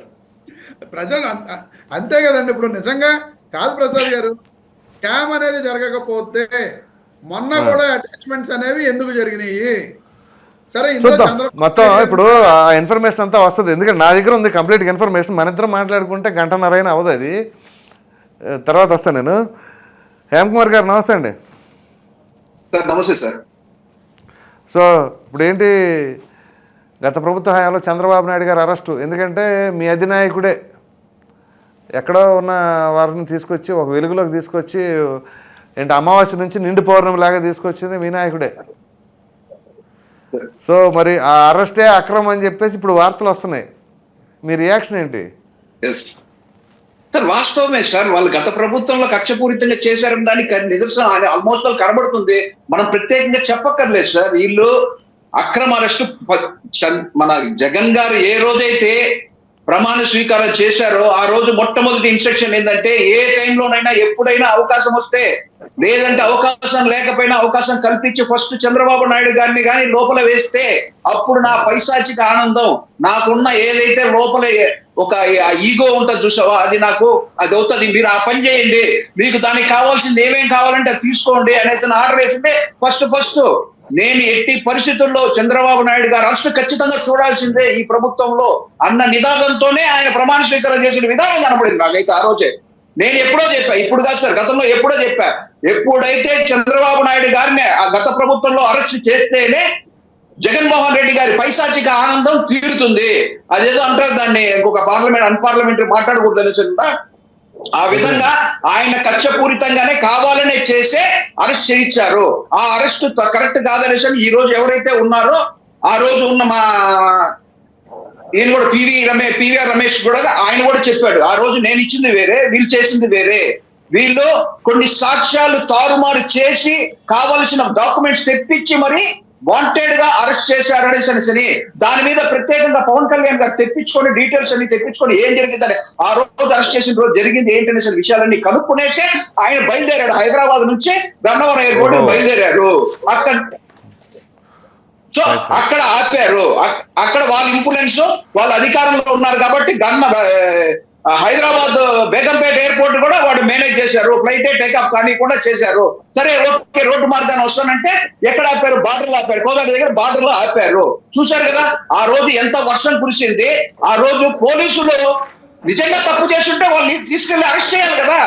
వాళ్ళు చుట్టుముట్టి ఆయనకి ఎంత సెక్యూరిటీ కలిగించే నేరుగా తీసుకొచ్చి మంగళగిరి ఆఫీస్ లో వదిలేసిపోయారు. అంటే అర్థమైంది, తప్పెవరు చేశారు ఒప్పెవరు చేశారు ప్రతి ఒక్కరికి తెలుసు. కానీ వాళ్ళు ప్రతి ఒక్కటి ఏ ఒక్కటి కూడా వాళ్ళు న్యాయబద్ధంగా కానీ ఏ ఒక్కటి చేయలేదు. ఏదైతే గత ప్రభుత్వంలో ఎంత డబ్బు సంపాదించాం అనే దానికంటే కూడా చంద్రబాబు నాయుడు గారిని 57 రోజులు అరెస్ట్ చేసి జైల్లో ఉంచాం ఆనందమే ఎక్కువ అనుభవించిన జగన్మోహన్ రెడ్డి గారు. దీంట్లో ఎటువంటి నిస్సందేహము. ఈ రోజు దాన్ని పివి రమేష్ గారు ఒప్పుకున్నారంటే దాన్ని బట్టి అర్థం ఏంటంటే ఆ రోజు తారుమారు చేశారు, వాస్తవం అది. అంతే తప్పితే తారుమారు చేస్తే ఆ విషయాన్ని అప్పుడు ఎందుకు బయట పెట్టలేదని చెప్పేసి రమేష్ కుమార్ గారు అడుగుతున్నారు. రమేష్ గారా కుమార్ అని వచ్చేసింది ఆయనతో పాటు. ఏంటి సార్ ఇక్కడన్నా సార్ కనీసం పవన్ కళ్యాణ్ గారు అంత పెద్ద ఇది ఉండి ఫాలోయింగ్ ఉండి ఆయన్నే మీరు ఏపీలోకి రానికుండా చేశారంటే మీ అధికారం చేతిలో పెట్టుకుని ఏ విధంగా మేము ఎట్లా ఫైట్ చేయగలుగుతాం చెప్పండి. ఆ రోజు కూడా మన ఇప్పటం సభలో ఒక నిమిషం ఉండండి, ఇప్పటం సభలో అన్యాయంగా మా సభ పెట్టుకోవడానికి వాళ్ళు భూములు ఇచ్చారని రోడ్డు వైండింగ్ పేరుతో అన్యాయంగా వాళ్ళని ఇల్లు కొట్టేశారు. గాజులోళ్ళు వాళ్ళే భూములు అయ్యి ఉంది సార్, ఎవరిదైనా కానీ సార్, ఇప్పటం గ్రామంలో ఆ అదే అన్యాయం నాకు జరిగిందా తెలుసు. లేదా? నేను వెళ్ళొచ్చాను, ఎప్పుడో వెళ్ళాను, వాస్తవం కదా. సరే, పరామర్శించాను ఎప్పుడో సరే సార్, ప్రజలను అక్కడ. అప్పుడు ఆయన వాళ్ళని పరామర్శించడానికి వెళితే నీకేంటయ్యా నొప్పి, అక్కడ కూడా పోలీసు వాళ్ళు అడ్డు పెట్టే నువ్వు పోనీకుండా చేస్తున్నట్టు అప్పుడే చెప్పారు. ఆ నేను రోజు వెళ్ళొచ్చాను. డిసైడ్ అయ్యి పవన్ కళ్యాణ్ గారు ఒకటి డిసిషన్ తీసుకున్నారు. ఈ రోజు ఏమన్నా కానీ సార్, ఖచ్చితంగా నేను అధికారంలో ఉన్నప్పుడు పరామర్శించేది ఖాయం అనేసి అధికారంలో సరే. ఉన్నప్పుడు మొండి వైఖరితో పవన్ పోతారు కళ్యాణ్ కాబట్టి గారైనా, పవన్ చంద్రబాబు కళ్యాణ్ గారు గారైనా, ఈరోజు హేమ్ కుమార్ అయినా, ప్రసాద్ అయినా, ఎవరైనా ఒకళ్ళే. ఇక అంతే, ఆయనకి ఎంత ఫాలోయింగ్ ఉందో అదంతా సార్, ఇది గత ప్రభుత్వం అలా జరగలేదు సార్. వడ్డించేవాడు మనోడైతే ఆఖరి బంతులో కూర్చున్నా పంచపక్ష ప్రమాణాలు తినొచ్చన్న నినాదంతో వాళ్ళ గవర్నమెంట్ ఉందనేసని పైన జగన్మోహన్ రెడ్డి గారి నుంచి కింద కార్యకర్త వరకు అనుభవించారు. ఎంత లగ్జరీస్ గా ఎక్కడెక్కడ ఏ విధాలుగా అన్యాయకాంతం చేశారు, ఈ రాష్ట్రాన్ని దోచుకు తిన్నారో. కనీసం టిఫిన్ బండి పెట్టుకుంటే వాడి దగ్గర రోజు 200 టిఫిన్ బండి పెట్టుకుంటే వాడికి ఏమొచ్చేస్తారు సార్? తిరుపతిలో టిఫిన్ బండ్లు పెట్టుకుంటే వాళ్ళ దగ్గర కూడా మామూలు వసూలు చేశారు. ఎవరు వసూలు తిరుపతిలో కూడా చేశారు? జరిగింది ఇది. తిరుపతిలో కూడా జరిగింది సార్, ఖచ్చితంగా నేను చూపిస్తాను. అంటే నాకు దాన్ని మిగిలిన ఒక్కొక్క ప్రాంతాల కార్యకర్తకి తిరుపతిలో సంగతి తెలియదు. సరే, ఎలా మన అంటే సబ్జెక్ట్ డివేట్ తిరుపతిలో అవుతున్నాం కానీ అయ్యింది. హేమ్ కుమార్ గారు, అది కాళాశ్రీ సార్, అంజు యాదవ్ గారు Right. చేసింది కాళాశ్రీ సార్. తిరుపతిలోనే తిరుపతి ఎక్కడైనా రోడ్డు మీద బండి పెట్టుకోవాలంటే మున్సిపాలిటీ ట్యాక్స్ కూడా కట్టక్కర్లేదు. వాళ్ళకి రోజుకి 200, 300 కడితే చాలు. ప్రైమ్ లొకాలిటీ బట్టి టిఫిన్ వాళ్ళ సేల్స్ ఎంత బట్టి వీళ్ళే డిసైడ్ చేసేస్తారు వైసీపీ కార్యకర్తలు. అలా జరిగి దోచుకున్నారు. సామాన్య మానవుడి నుంచి ఉన్నోళ్ళ వరకు ఎక్కడ పడితే అక్కడ Right, right. దోచుకొని దాచుకొని మరలా అది regular గా మనం regular topic లోకి వెళ్ళిపోతున్నాం. బసవరావు గారు. తప్పుడు కేసులు పెట్టి జైల్లో వేయించింది ఎవరో కక్షపూరితంగా దులిపల్లి నరేంద్ర గారిని వేశారు. ఎక్కడేసారు చూడండి. ఇలాంటి కక్షపూరితంగా జరిగిందే తప్పితే ఏ Right, ఒక్కటి right. కేసుండే న్యాయబద్ధమైన అరెస్టు లేవు. ఎక్కడ ఈ చట్ట ప్రకారం Right. పోలేదు. కేవలం రైట్ సార్. వాళ్ళ హేమ్ కుమార్ గారు, ఒక్క నిమిషం. లోపల వాళ్ళ అన్కండిషనల్ గా ఖచ్చితంగా పోలీసులకి ఈ రోజు మనం చెప్పుకోవాలంటే సార్, ఐఏఎస్ అంతా గత ఒక నిమిషం మరలా వస్తాను హేమ్ కుమార్ గారు, IAS అన్నారు. ఒక నిమిషం మరలా వస్తాను నేను. సార్ ఐఏఎస్ అంతా గత ప్రభుత్వంలో ఐఏఎస్ అన్నారు, ఐపీఎస్ అంతా అయ్యా ప్లీజ్ అన్నారు. ఇలాంటి నినాదాలతో పోయారు. వాళ్ళు ఈ రోజు అనుభవిస్తున్నారు. మీకు తెలుసు, Right. సీతారామాంజనేయులు కావచ్చు, అదే విధంగా విశాల్ గుండి కావచ్చు. ఈ రోజు ఉన్నారు వాళ్ళందరూ సస్పెండ్ అయ్యారు, ఎఫ్ఐఆర్ నమోదైంది, వాళ్ళు అనుభవిస్తున్నారు. ఇంక ముందు లిస్ట్ రాబోతుంది. వాళ్ళు ఏకపక్షంగా చేశారు కాబట్టి ఈ రోజు అనుభవిస్తున్నారు. Right. ఎందుకు రా తప్పు Right. చేశామని సరే వీళ్ళు చెప్పటం, Right, వీళ్ళు సార్ ప్రతి ఒక్కటి బూటకంగా ఎగిరి పడిపోవడము, అరవడము, ఇవన్నీ నేను అంతకంటే కూడా ఎక్కువ అరుస్తా. వాళ్ళ గురించి మీరు చాలా నేర్చుకోవాలి, ఎట్లా చేయకూడదని. మరి ఏదన్నా నేర్చుకోండి దయచేసి. సబ్జెక్ట్ మీద పోవాలి. Right. మనము ప్రజలు మనకి ఇచ్చింది ఏంటి? 151 దాన్ని సీట్లు నిలబెట్టుకోండి. ఇచ్చారు. ప్రజల్ని పాలించడానికి, ప్రజలకు సేవ చేయడానికి. Right. మనం దోచుకోవడానికో, దాచుకోవడానికో, కక్షపూరిత కేసులు పెట్టుకోవడానికో దీనికోసం కాదు ప్రజలు మీకు ఇచ్చింది. ఈ రోజు దాని Right, sir. ప్రతిఫలమే 11. మధ్యలో 5ని తంటే ఆ పక్క ఒకటి, ఈ పక్క ఒకటి, 11 అయింది. ఇలా ఒక నిమిషం మరలా వస్తాను నేను. ప్రజాక్షేత్రంలో బసవరావు గారు, ప్రజలు కూడా సో చూస్తున్నారు. ఏదైతే ఇప్పుడు మాకు చంద్రబాబు నాయుడు గారు అవకాశం అరెస్ట్ వస్తుందని అనేది మేము ఒక సెన్సేషన్, ఒక సెన్సేషన్ అండి. చంద్రబాబు నాయుడు గారు అరెస్టు, ఆ అరెస్టే పెద్ద కాన్స్పిరసీగా తయారైంది. దాని వెనకాల చాలా ఉంది అని చెప్పేసి నిన్న నుంచి బ్లాస్టింగ్ న్యూస్. సో మీ దగ్గర ఉన్న ఇన్ఫర్మేషన్ ఏంటి? ప్యానెల్లో ఉన్న పెద్దలకి, ఆదాన్ వీక్షకులకి, అదే మీకు అందరికి కూడా గుడ్ మార్నింగ్. అంటే నమస్కారం. స్కిల్ డెవలప్మెంట్ కి సంబంధించి కూడా ఇప్పుడు కేసుకి సంబంధించి ఒక తెలుగుదేశం పార్టీ ఒక వాదన చేస్తా ఉంది. ఏంటంటే జగన్మోహన్ రెడ్డి గారి మీద 20కి పైగా కేసులు ఈడీ కానీ, విజిలెన్స్ 36 కానీ, కేసులు సార్. అదే 20కి పైగా చాలా ఉన్నాయి, కొన్ని కొట్టేసింది కూడా. సరే, ఆ కేసులు నమోదైన నేపథ్యంలో 6093 అనుకుంటా బహుశా సబ్జెక్ట్ అవును. కరెక్షన్, దానికి సంబంధించి వాదన చేస్తూ ఉంటారు. ఆయన అట్లాంటి వ్యక్తి అసలు రాజకీయాల్లోకి రావటం ఏంటి, నేరపూరితమైన ఆర్థిక నేరస్తులు జగన్మోహన్ రెడ్డి గారు అలా రావటం ఏంటి, అలా సో ఆ నెంబర్ చంద్రబాబు గారికి కూడా ఏదో నెంబర్ రావాలనేది చేశారంటారా? ఆంధ్రప్రదేశ్ అభివృద్ధి కానీ, భవిష్యత్తు కానీ చాలా అధమ స్థాయికి వెళ్ళిపోయింది ఇలాంటి ఎన్నుకుంటే అనేది వాళ్ళు ఫస్ట్ నుంచి వైసీపీ పెట్టినప్పటి నుంచి కూడా ఒక వాదన చేస్తా ఉన్నారు. ఆ తర్వాత జగన్మోహన్ రెడ్డి గారు 2014లో అధికారం దాకా వచ్చి 67 స్థానాలకి పరిమితమయ్యారు. ఆ తర్వాత 2019లో కూడా ఆయన అధికారంలో రావడం జరిగింది. వచ్చిన తర్వాత ఆయన అనుసరించిన విధానాన్ని చూసి వాళ్ళు ఇప్పటికీ అదే వాళ్ళ సోషల్ మీడియాలో కానీ, తెలుగుదేశం పార్టీ అధినాయకులు కానీ, లోకేష్ గారి దగ్గర నుంచి, చంద్రబాబు నాయుడు దగ్గర నుంచి ఒకటే చెప్తా ఉంటారు. ఏంటంటే ఆయన జైల్లో ఉండొచ్చారు కాబట్టి ఈఎస్ఐ కేసుకు సంబంధించి అచ్చెన్నాయుడు గారు ఇప్పటికి వరకు ఛార్జ్ షీట్ ఏం చేయలేదు, ఆయన దానికి సంబంధించి ఆధారాలు ఏమి పెట్టలేదు. సో ఆయన కొన్ని రోజుల పాటు అంటే ఆయన 2014 నుంచి 19 వరకు నిలదీస్తూ ఉండేవాడు అచ్చెన్నాయుడు గారు, ఏంటి ప్రభుత్వాలకు సంబంధించి లోపల అసెంబ్లీలో. సో ఆ విధంగా ఆయన్ని కట్టడి చేయాలంటే ఆయన తీసుకొని ఈఎస్ఐ స్కామ్ అని చెప్పేసి లోపల వేశారు. అదేవిధంగా ధూళిపాల నరేంద్ర కుమార్ గారు పొన్నూరు నుంచి అన్ఇంటర్ప్రిటెడ్ గా గెలుస్తూ వస్తున్నారు. అక్కడ సంఘం డైరీలో ఏం జరిగిందో తెలియదు కానీ ఇప్పటి వరకు ఛార్జ్ షీట్ కానీ అక్కడ అక్రమాలు కానీ అవినీతి కానీ ఏం బయటపడలేదు. ఆయన తీసుకెళ్లి ఆయన జైల్లో వేసి, మీకు రఘురామకృష్ణరాజు గారిని కూడా గమనించినట్లయితే హైకోర్టు 6 ఆయనకి బెయిల్ మంజూరు చేసింది. కానీ జైలు టైం అయిపోయిందని చెప్పేసి కొన్ని గంటలైనా ఆయన జైల్లో ఉంచాలనే ఒక కాంక్ష మేరకు ఆ జైల్లో కూడా అక్కడ పెట్టిన పరిస్థితి. అంటే జైలు శిక్ష అనుభవించి రావాలి అంటే జగన్మోహన్ రెడ్డి గారిని ప్రశ్నించే వాళ్ళు ఎవరైనా సరే జైల్లో ఉండి రావాలి అనే ఒక ఇది తీసుకొచ్చి ఆ విధంగా వీళ్ళందరినీ కూడా అకారణంగా జైల్లో వేశారు. అదే విధంగా చంద్రబాబు నాయుడు గారి మీద కూడా ఒక కాన్ఫరెన్సీ జరిపి స్కిల్ డెవలప్మెంట్ అనేది జనరల్గా ఏంటంటే 2014లో చంద్రబాబు నాయుడు అధికారంలోకి వచ్చారు. 2 నెలలు అయిన తర్వాత సీమెన్స్ కమిటీకి సంబంధించి 3,300 కోట్ల రూపాయలు ఒక ఒప్పందం జరిగింది. 3,356 కోట్లు ఐ థింక్ సబ్జెక్ట్ దర్శనం అటు ఇటుగా ఉండొచ్చు. దానిలో 10% ఏమో సీమెన్స్ కంపెనీ పెట్టుకుంటుంది, మిగతా రాష్ట్ర ప్రభుత్వం పెట్టుకుంటుంది.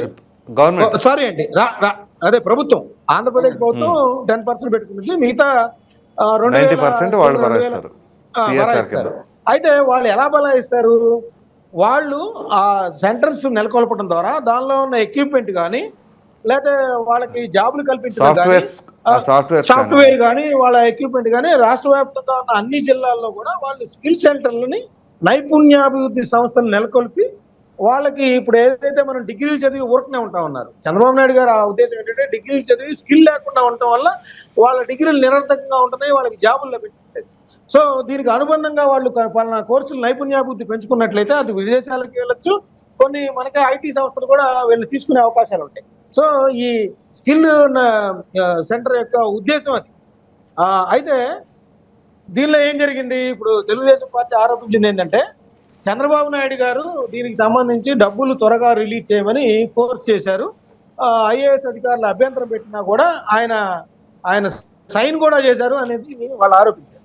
సో ఆ రోజు ఆరోపించిన నేపథ్యంలో చంద్రబాబు నాయుడు గారు అదే అడిగారు, కర్నూలులో అరెస్ట్ చేసేటప్పుడు నంద్యాలలో, అసలు ఏంటి నువ్వు చెప్పంటే ఏం చెప్పకుండానే ఆయన్ని అక్కడి నుంచి అక్రమంగా తీసుకొని వచ్చారు. ఆ పక్కన ఆయన న్యాయ విభాగం సంబంధించి లాయర్లు కూడా అడిగినప్పటికీ కూడా బుల్డోజ్ చేసి వాళ్ళ ఫోర్స్డ్గా చంద్రబాబు నాయుడు గారిని తీసుకొచ్చారు, కోర్టులో అటెండ్ చేయించి రిమాండ్కి పంపించారు అనేది చెప్తారు.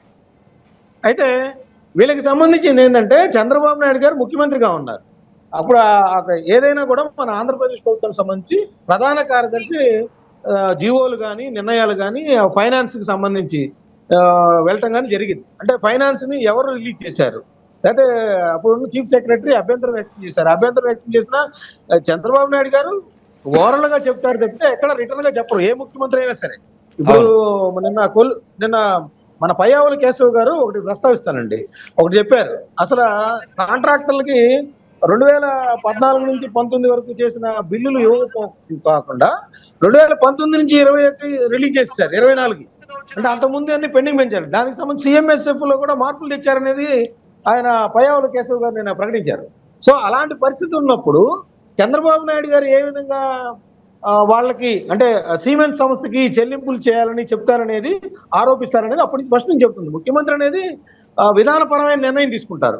ఈ చెల్లింపులు కానీ ఏవైనా ఉన్నా కూడా ప్రధాన కార్యదర్శి కానీ ఫైనాన్స్ కార్యదర్శి కానీ లేకపోతే నైపుణ్యాభివృద్ధి సంస్థ చూస్తున్న ఎవరైతే ఐఏఎస్ అధికారులు ఉంటారో వాళ్ళు చేస్తారు. సో అలా కాకుండా కేవలం చంద్రబాబు నాయుడు గారిని జైలుకి పంపించాలనే ఒక కుట్రతో చేశారు అనేది నిన్న మొన్న వచ్చింది. ఏంటంటే మనకి పివి రమేష్ గారు నేను అలా చెప్పలేదు, ఈ రోజు దాన్ని నేను వెరిఫై చేసి చూస్తే నా స్టేట్మెంట్ ఆధారంగానే ఈ చంద్రబాబు నాయుడు గారి అరెస్టుకి మూలం కలిగింది అనేది చాలా విచిత్రంగా ఉంది. దీన్ని ఆ విధంగా నేను చేయలేదు కాబట్టి దాని మీద యాక్షన్ తీసుకోవాలనేది కూడా ఆయన ఇప్పుడు బయటకు వచ్చి చెప్తా ఉన్నారు. మరి అప్పుడు చంద్రబాబు నాయుడు గారు అరెస్ట్ అయిన సెప్టెంబర్ 9వ తారీఖున కానీ లేదంటే ఒక వారం రోజుల లోపల కానీ ఆయన ఎందుకు ఆ విధంగా చెప్పలేడు అనేది చూడాల్సిన అంశం. ఎందుకంటే పివి రమేష్ గారు కూడా ఫస్ట్ లో మొదట్లో జగన్మోహన్ రెడ్డి గారి సీఎంఓలో ఆయన జగన్మోహన్ రెడ్డి గారికి అనుకూలంగా ఆయన పనిచేసిన సందర్భం ఉంది. ఆయన సలహాదారుగా తీసుకున్నారు. అజయ్ కళ్యాణ్ గారితో కలిసి ఆయన పనిచేశారు. అయితే ఆయన అవును. సునీల్ కుమార్ గారికి బంధువు. వాళ్ళ చెల్లెలకి సునీల్ కుమార్ గారికి ఉన్న తగాదాల నేపథ్యంలో ఆయన బయటకు వచ్చారా, నిజంగా చంద్రబాబు నాయుడు గారికి అనుకూలంగా ఇప్పుడు చెప్తూ ఉన్నారా అనేది కూడా తేలాల్సిన అంశం ఉంది. అయితే ఇవన్నీ ఉంటే కూడా ఇప్పుడు వైఎస్ఆర్సీపీ ఒక ప్రధానమైన ఆరోపణ చేస్తుంది. నేను చేసిన ఆరోపణల్లో వాస్తవం ఉంది కాబట్టే మొన్న అక్టోబర్ 25వ తారీఖున 23 కోట్ల రూపాయలు సిమెంట్స్ కి సంబంధించిన పూణే వేరే వేరే నగరాల్లో ఉన్న వాటిని అటాచ్ చేసింది. అంటే మేము తీసుకున్న చర్య చంద్రబాబు నాయుడు గారి అరెస్టుకు సంబంధించి ఇంకా వాస్తవాలు వెలుగులోకి రావాల్సిన అవసరం ఉంది, కుంభకోణం అంతా ఉంది, అటాచ్ చేసింది కాబట్టి వాళ్ళు ఒక ఎవిడెన్స్ గా చూపుతున్నారు. సో దీనికి ఇప్పుడున్న ప్రభుత్వంలో చంద్రబాబు నాయుడు గారు ఉన్నారు కాబట్టి అసలు ఈ కుంభకోణం ఏంటి, ఎలా జరిగింది, సిఐడి వాళ్ళు నిజంగానే కొన్ని కాగితాలు కాల్చేశారన్నారు అప్పట్లో మీకు గమనించే ఉంటారు. ఈ ప్రభుత్వం వస్తుందని తెలిసేసి అప్పుడు కొన్ని రఘురామరెడ్డి గారికి సంబంధించి కాల్ చేశారనేది కూడా ఉంది. అసలు ఆ డాక్యుమెంట్స్ అన్ని ఉన్నాయా, నిజంగానే కుట్రపూరితంగా చంద్రబాబు నాయుడు గారి మీద నిజంగా కేసు దాఖలు చేశారా, లేదా అసలు నిజంగా ప్రభుత్వం సంబంధించిన అన్ని వందల కోట్ల రూపాయలు కనుక మిస్యూజ్ అయి ఉంటే వాటిని ఎక్కడ ఉన్నాయి, వాటిని తేవాల్సిన అవసరం కూడా ఉంది. ఎందుకంటే 2017లో కేంద్ర ఇంటెలిజెన్స్ సంస్థ సిమెన్స్ సెంట్రల్ జిఎస్టీ ఎగ్గొట్టింది అనే దాని మీద ఈ కేసు మూలం ఆధారపడి ఉందండి. అసలు ఆ సంస్థ ఎగ్గొడితే చంద్రబాబు నాయుడు గారికి ఏం సంబంధం అనేది కూడా ఇక్కడ చూడాల్సిన అంశం. అసలు ఈ కుంభకోణానికి సంబంధించి ఎన్ని వందల కోట్ల రూపాయలు మిస్యూజ్ అయ్యాయి, వాటన్నిటి చెప్పించే ఏర్పాటు చంద్రబాబు నాయుడు గారి మీద కుట్రపూరితంగా జరిగిందా, వీటన్నిటిని కూడా మనం ఇన్వెస్టిగేషన్ తేలాల్సిన అంశం అనేది నేను చెప్తాను. Right sir. శ్రీధర్ నాయుడు గారు, ఇప్పుడు రమేష్ గారు చెప్పేది కొన్ని విషయాలు చెప్పారు. ఇప్పుడు 3,000 నాకు తెలిసి 3,300 కోట్లు టోటల్ ప్రాజెక్ట్ కాస్ట్. అది అటు ఇటు అయితే మీరు దాన్ని కరెక్ట్ చేయండి. దాని తర్వాత అమౌంట్ ఎంత అనేది కాదు ఇంపార్టెంట్, అక్కడ ఏం జరిగింది అనేది ఇంపార్టెంట్. తరుణంలో పివి రమేష్ కుమార్ గారు బాబు గారు అరెస్ట్ అయినప్పుడు ఎందుకు చెప్పలేదు ఈ విషయాన్ని, ఆయనకంటే అప్పుడు తెలియదంటే అంతగా అంటే అమాయకత్వం ఇంకోటి ఉండదు. మరి ఇప్పుడు ఇంతకాలానికి ఇప్పుడు ఎందుకు బయట పెట్టారు అనేది వాళ్ళ యొక్క ప్రశ్న. ఏం చెప్తారు? సరే సార్, అట్లే అనుకుందాం, దానికే వస్తాను నేను. ఇప్పుడు బాబు గారు అరెస్ట్ అయ్యే తెలియదా, పివి రమేష్ గారు ఆ రోజు మాట్లాడుండొచ్చు కదా అనేది వాళ్ళ ఆరోపణ. ఇప్పుడు ఏరి కోరి సిఎస్ గా తీసుకొచ్చుకునేది ఎవరిని సార్? చంద్రబాబు. ఈయన ముఖ్యమంత్రి అయిన వెంటనే మన జగన్మోహన్ రెడ్డి గారు అన్న అన్న అన్న అంటూ సుబ్రహ్మణ్యం గారిని, ఎల్వి సుబ్రహ్మణ్యం గారిని తీసుకొచ్చుకున్నారు. తీసుకొచ్చిన తర్వాత 2 నెలలకే ఎందుకు ఆయన వెళ్ళిపోవాల్సి వచ్చింది? ఈయన తీసుకున్నటువంటి నిర్ణయాలు ఇది తప్పు అని చెప్పిన దానికి సిఎస్ పోస్ట్ ఉండి కొడితే ఎక్కడో వచ్చి కింద పడ్డాడు. ఆయన చెప్పాడు కదా ఏం జరిగింది ఏమనేది. ఈయన ప్రేమగా మాట్లాడాలి పర్సనల్ గా ఆయనతో. ఈయన ప్రేమగా తీసుకొచ్చుకున్నటువంటి సిఎస్ఏ మీరు నన్ను కరెక్ట్ చేయండి అన్నా, మీరు చెప్పినట్టు నేను పరిపాలిస్తానన్నా అని చెప్పిన వ్యక్తి 2 నెలలకే ఆయన వెళ్ళిపోవడానికి కారణం ఏంది? మరి పివి రమేష్ గారు ఆ మాదిరి మాట్లాడితే పివి రమేష్ గారిని ఆపుతారా, నిలబెడతారా? అంటే అంత ఎందుకు సార్? ఒక ఎమ్మెల్యే గాని, ఈయనకి సలహాదారులు గాని, ఒక మంత్రి గాని ఈయన చెప్పిన దానికి అడ్డం చెప్పేటువంటి ధైర్య సాహసాలు చేయగలుగుతారా? చేస్తే వాళ్ళు అసెంబ్లీలో ఉండగలుగుతారా, లేకపోతే మంత్రిగా ఉండగలుగుతారా? గత 5 సంవత్సరాలు చంద్రబాబు గారికి అయినా చేయలేండి. చంద్రబాబు నాయుడు గారికి ఎవరైనా ఎదురు చెప్పగలరా మీ పార్టీలో ఎమ్మెల్యే మంత్రులు గానీ? ఇప్పుడు చంద్రబాబు నాయుడు గారికి సలహా ఇవ్వగలుగుతారు మా పార్టీలో ఉండే వాళ్ళు ఎవరైనా. నిన్న పవన్ కళ్యాణ్ గారు మొన్న ఏదో ఒక ఇష్యూ మీద మాట్లాడిన వెంటనే పవన్ కళ్యాణ్ గారిని, మంత్రి గారిని పిలిచి మాట్లాడి వెంటనే వాళ్ళు ఇచ్చిన సలహా తీసుకున్నారు. చంద్రబాబు నాయుడు, పవన్ కళ్యాణ్ గారు అంటేనేమో మళ్ళీ మీకు నేను ఫ్రెండ్స్ కదా మీరు. నేను 25 సంవత్సరాల నుండి కలిసి రాష్ట్ర పాలన మీద పడుతున్నారు చేస్తున్నాం కానీ నేను ఉద్దేశం ఏంటంటే టీడీపీ పార్టీ కాదు, జనసేన పార్టీ అధ్యక్షుడు ఫ్రెండ్ కాబట్టి. నేను 2 నిమిషాలు కాబట్టి 2 నిమిషాలు ఉన్నాయి. ఇప్పుడు చెప్పండి. చంద్రబాబు గారికి ఉన్నటువంటి విఘ్నత ఏమంటే ఆయన ఏమి చెప్పినా రిసీవ్ చేసుకుంటాడు. అంటే ఆయన మళ్ళా దాన్ని కరెక్షన్ చేస్తాడా అనేది, పూర్తిగా చేస్తాడా కొంత చేస్తాడా అనేది పక్కన పెడితే, నేను 25 సంవత్సరాల నుండి తెలుగుదేశం పార్టీలో చంద్రబాబు గారి నాయకత్వం పనిచేస్తున్నా, నాకు దగ్గరగా తెలుసు, నన్ను కూడా పేరు పిలిచే స్థాయి అయింది నాకు కూడా ఉంది. మనం ఏదన్నా ఒకటి చెప్పినా కూడా సామాన్య కార్యకర్త చెప్పినా కూడా 2 నిమిషాలు వింటాడు ఆయన. ఆ వినే ఓపిక ఆయనకు ఉంది. కాబట్టి తెలుగుదేశం పార్టీ పారదర్శకంగా ఉంటది. ఇప్పుడు కూటమి ప్రభుత్వం ఉంది. కూటమి ప్రభుత్వంలో బీజేపీ, పవన్ కళ్యాణ్ గారు, తెలుగుదేశం ఎవరు సలహా ఇచ్చినా తీసుకుంటారు. అధికారులు సలహా ఇచ్చినా కూడా తీసుకుంటారు సార్ చంద్రబాబు నాయుడు. గత 5 సంవత్సరాలు అది జరగలేదు కదా. ఇప్పుడు మేము నిజంగా ఇప్పుడు 53 రోజులు లోపల పెట్టారు సార్.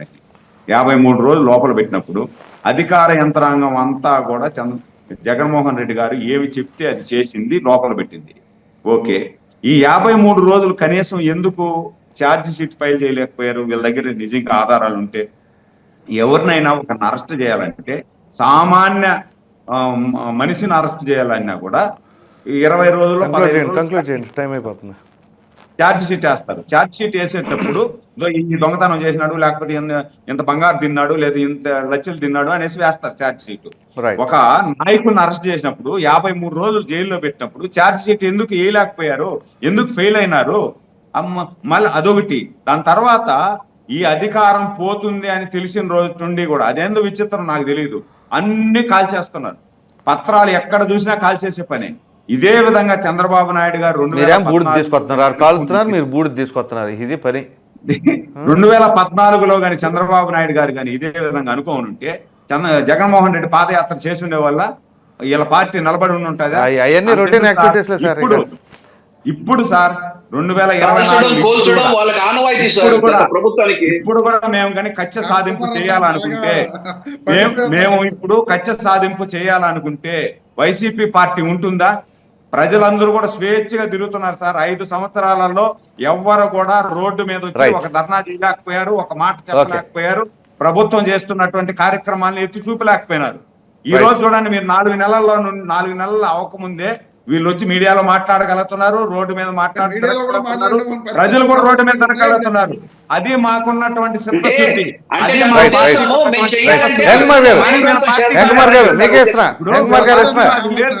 లేదు. తెలుగుదేశం ప్రభుత్వం ఎప్పుడన్నా ఉన్నాయండి. తెలుగుదేశం కాదండి, టీడీపీ వాళ్ళు కానీ జనసేన వాళ్ళు కానీ అటాక్ చేశారు వైసీపీ లాగానే. అప్పుడు నేను పెడతా పార్టీ, ఇక లాభం లేదు. నేను మస్తాన్ రావు గారు లాంటి వాళ్ళని జాయిన్ చేసుకుంటా ఇక పార్టీ పెట్టి. మీడియాలో కూడా వీళ్ళు రాలేరు అని చెప్పి సురేంద్ర గారు చెప్తున్నారు. గత 5 ఏళ్లలో ఒక నిమిషం దయచేసి టీడీపీ వైసీపీ మీరిద్దరు ఆగండి. జనసేన వాళ్ళు, జనసేన హేమకుమార్ గారు, ఒక నిమిషం. రమేష్ గారు నేను ఇస్తా, ఒక నిమిషం. హేమకుమార్ గారు 1 minute లో మీరు త్వరగా కంక్లూడ్ చేయండి. ఏం చెప్పదలుచుకున్నారు? చెప్పండి సార్, ఏం చెప్పండి. సో ఇప్పుడు ఏదైతే సార్ మీ మీద అడుగుతున్నాను, మరి క్వశ్చన్ అడిగారు కదా, అడుగుతున్నాను ఏంటంటే మీ మీద చాలా బాధ్యత ఉంది. సో ఎవరైతే ఇప్పుడు అధికారులు మరి ఈ కేసు కనుక ఫేక్ కేసు అని ప్రూవ్ అయితే చర్యలు తీసుకోవాల్సిన బాధ్యత మీ పైన ఉంది. అట్ ద సేమ్ టైం మీరు అధికారంలో ఉన్న సమయంలో ఇట్లాంటి చర్యలకు ఏ ఒక్కరు కూడా పాల్పడకూడదు. ఏం చేస్తారు? ఖచ్చితంగా సార్, ప్రజలకి నేను మొట్టమొదట ఇన్స్ట్రక్షన్ ఇచ్చి, మొన్న కూడా ఏమి ఇచ్చారు సార్, మొన్న పవన్ కళ్యాణ్ గారు ఇచ్చిన ఇన్స్ట్రక్షన్ ఏంటి, జగన్మోహన్ రెడ్డి గారు మళ్ళీ మేము ప్రభుత్వంలోకి వస్తా, మీరు ఎక్కడో మారుమూల దాక్కున్నా కూడా తీసుకొని వస్తా అనేసి అన్నారు. కానీ దానికి సమాధానంగా పవన్ కళ్యాణ్ గారు ఏం చెప్పారు, పోలీసుల వాళ్ళ మీద కానీ గవర్నమెంట్ ఉద్యోగుల మీద కానీ ఏదన్నా ఒక చర్యల గురించి కానీ ఒక యాంటీగా మాట్లాడే మాట పెడితే ఎవరిని ఉపేక్షించేది లేదు, ఖచ్చితంగా చర్యలు ఉంటాయి. అదే విధంగా అధికారులు, పోలీసులు కూడా నిష్పక్షపాతంగా ఖచ్చితంగా ప్రజల పట్ల శ్రద్ధగా, ప్రజలకి నమ్మకంగా మీరు పనిచేయాలనేసి ఆయన అప్పటికే ఇన్స్ట్రక్షన్ ఇచ్చారు. అంటే వాళ్ళ ఉద్దేశం ఏంటి, నెక్స్ట్ మేము వచ్చిన రావడం అనేది కలే అనుకోండి, నెక్స్ట్ మేము వస్తే మళ్ళా మారుమూలు ఎక్కడున్నా తీసుకొని వచ్చి, ఇప్పుడే వార్నింగ్ చూడండి, అయ్యింది 5 నెలలు, ఇంకా 4 సంవత్సరం, ఇంకా 4.5 సంవత్సరం ఉంది, అప్పుడే వార్నింగ్ ఇస్తున్నారు. అంటే ఈ ఏదైతే జగన్మోహన్ రెడ్డి గారు ఇప్పుడు క్లాసులు పెట్టి కేటర్కి ఏమి ఇస్తున్నారంటే, మీరేం భయపడొద్దండి, ఇంకా 4.5 సంవత్సరమే, 5 నెలలు ఎంత ఈజీగా, 6 నెలలు ఎంత ఈజీగా వెళ్ళిపోయింది, ఇంకా 4.5 సంవత్సరమే, మళ్ళా మనం వస్తాము, అంతవరకు ఓపిక పడద్దండి. కానీ మీరు లేనిపోని మాట్లాడతా, అబద్ధాలు ఏమున్నా సరే మాట్లాడేయండి. మనం గతంలో చెప్పాం కదా, ఎక్కడైనా ఏ ఒక్కటి మాట్లాడినా మీరు గట్టిగా మాట్లాడండి, మనం 4 సార్లు ఒక తప్పుని గట్టిగా మాట్లాడుంటే అది నిజమైపోతుంది అనేది ఆయన క్లాసులు పెట్టి మరి నేర్పిస్తున్నారు, ఇన్స్ట్రక్షన్స్ క్లాసులు పెట్టి మరి నేర్పిస్తున్నాడు క్యాడర్ కి. Right, sir. అరే బాబు మనం ఏం చేసాం తప్పు గతంలో అనేసి దాన్ని రెక్టిఫై చేసుకుంటామనే ఆలోచన ఎక్కడ జగన్మోహన్ రెడ్డి గారికి లేదు. అదే విధంగా క్యాడర్ కూడా ఆలోచన లేదు. వాళ్ళు ఏం చేస్తున్నారంటే మనము గుడ్డివాటంగా వెళ్ళిపోతామే తప్పితే ఒక దాని మీద ఒక క్రమశిక్షణ అంటే ఒక ఎవిడెన్స్ ఏం అవసరం లేదు మనకు. మనం నోరే మనకు ఆయుధం, మనం దాని ప్రకారం చూసుకెళ్ళిపోదాం అనే విధంగా ఇన్స్ట్రక్షన్ చెప్పారు. Right. ఇంతకుముందు రమేష్ గారు అడిగారు ఇంతకుముందు రమేష్ గారు అడిగారు, మన సురేంద్ర గారు చెప్తుంటే రమేష్ గారు ఏమన్నారంటే అంటే మీరు మమ్మల్ని స్వేచ్ఛగా మీడియా ముందు కూడా రానిరా అనేసి అన్నాడు. దాని ఉద్దేశం ఏంటంటే మీరు ఆయన అన్నాడు సురేంద్ర గారు ఇప్పుడు స్వేచ్ఛగా మాట్లాడుకుంటున్నారు అన్న మాటకి ఈయన అన్నారులేండి.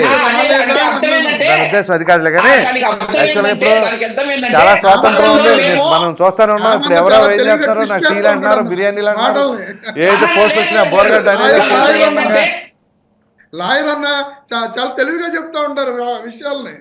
నేను లాయర్ కాదు కాదన్నా, అయితే మీరు కామన్ మ్యాన్.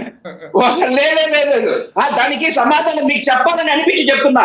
ఆయన అన్న ఉద్దేశం ఏంటంటే గతంలో ముఖ్యమంత్రి గారి పర్యటన కానీ ఉంటే మమ్మల్ని అందరి హౌస్ అరెస్ట్ లేదంటే హౌస్ అరెస్ట్ కుదరకపోతే పోలీస్ స్టేషన్ తీసుకెళ్లి కూర్చొని పెట్టిన దాఖలాలు చాలా ఉన్నాయి. మా మీద కేసులు ఎందుకండి అంత భయం? మీరు ముఖ్యమంత్రే కదా, ఎందుకు పరదాలు కట్టుకునేసి ఇలా మమ్మల్ని మా అంతా సమయం లేదండి. అది దాని గురించి చెప్తామని సరే. ఇప్పుడు ప్రజల్లో కానీ అపోజిషన్ వ్యక్తుల్లో కానీ స్వేచ్ఛగా ఈ రోజు స్వేచ్ఛగా ఉన్నారంటే దానికి కారణము ఈ ప్రభుత్వం, కూటమి ప్రభుత్వం కక్షపూరితం కాదు, అన్యాయ కేసులు భరించాక అన్యాయ కేసులు పెట్టడము, అన్యాయంగా అరెస్టులు చేయడము ఇలాంటివి ఎక్కడా జరగవు. స్వేచ్ఛ చాలా ఈ కూటమి ప్రభుత్వంలో చాలా స్వేచ్ఛగా ఉంటది. గత ప్రభుత్వంలో లాగా ప్రసక్తి అయితే ఉండదనేసి దాని అర్థం. రమేష్ గారు నాకు ఒక క్వశ్చన్కి ఆన్సర్ చెప్పాలి మీరు. ఏంటంటే అసలు స్కిల్ డెవలప్మెంట్ అనేది ట్రైనింగ్ సెషన్స్ జరిగినాయి అంటారా, జరగలేదంటారా మీరు? ట్రైనింగ్ సెషన్స్ కొన్ని చోట్ల మాత్రమే జరిగినాయి. అవి కూడా ఫేక్ అనేది ఆ రోజున ప్రభుత్వానికి ఇచ్చిన రిపోర్ట్ అండి. ఎందుకంటే విద్యార్థులు వాళ్ళ పేర్లు తీసుకున్నారు కానీ వాళ్ళు ఎక్కడా కూడా ట్రైనింగ్ తీసుకున్న దాఖలాలు లేవు అనేది ప్రభుత్వం ఇచ్చిన రిపోర్టు. ఎవరికి మీకు ఇచ్చారా? ప్రసాద్ గారు నాకెందుకు ఇస్తారు సార్? ఒక్క నిమిషం ఎంక్వైరీ చేశారు. నేను ఇస్తాను సార్ దాని కన్క్లూజన్. నాకు క్వశ్చన్ అడిగింది అందుకే ఒక నిమిషం. నేను చెప్పిన తర్వాత మీరు చెప్పండి. ఒక్క నిమిషం కుమార్ గారు. రమేష్ గారు, మీకు ప్రభుత్వంలో ఉండగా మీకు వచ్చిన రిపోర్ట్ అది అంతేనా? అంతే కదండి. ఇప్పుడు ఆ రోజున జరిగింది అదే అని చెప్పి ఒక్క నిమిషం. ఆ రిపోర్ట్ కరెక్టా కాదా అనేది కూడా క్రాస్ చెక్ చేయలే మీరు? సిఐడి వాళ్ళే. ఇప్పుడు మేము అధికారి ఇచ్చిన రిపోర్ట్ ని క్రాస్ చెక్ చేయడం ఏంటి సార్? అయితే మీరు పప్పులో కాలేసినట్టే. ఎందుకో చెప్తా. ఇచ్చిన రిపోర్ట్ ని నేను చెప్తాను సార్, నేను చెప్తాను. స్కిల్ డెవలప్మెంట్ ట్రైనింగ్ అనేది జరిగింది. చాలా మందికి ట్రైనింగ్ నేనిచ్చా, ప్రాక్టికల్గా నేనే ట్రైనర్ని. నేను ఇచ్చిన సెంటర్, టైము, డేటు, బ్యాచ్, ఎన్ని బ్యాచ్లకు ఇచ్చాను అన్నీ చూపిస్తాను నేను. నా దగ్గరే ఉంది మళ్ళీ డేటా కూడా. ఆ ట్రైనింగ్ విషయం నేను ఇప్పటి వరకు ఒక్క నిమిషం సార్ ఇప్పటి వరకు ఏ రోజు నేను ఎవరి ముందు రివీల్ చేయలేదు ఈ విషయాన్ని. ఇవాళ నేను చెప్తున్నా. టీడీపీ గవర్నమెంట్లో ఒక నిమిషం రమేష్ గారు, టీడీపీ గవర్నమెంట్లో స్కిల్ డెవలప్మెంట్ ట్రైనింగ్ అప్పుడు నేను ట్రైనింగ్ ఇచ్చాను. వైసీపీ గవర్నమెంట్లో గవర్నమెంట్ టీచర్స్కి ట్రైనింగ్ ఇంగ్లీష్ మీడియం స్కూల్స్ పెట్టినప్పుడు నేనే ఇచ్చా ట్రైనింగ్. అది కూడా నేనే స్వయంగా.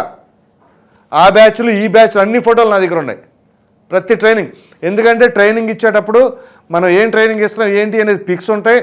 ఆ పిక్స్ గవర్నమెంట్కి పంపించాలి కూడా. అవన్నీ చేశాను నేను. ఇప్పుడు చెప్పండి.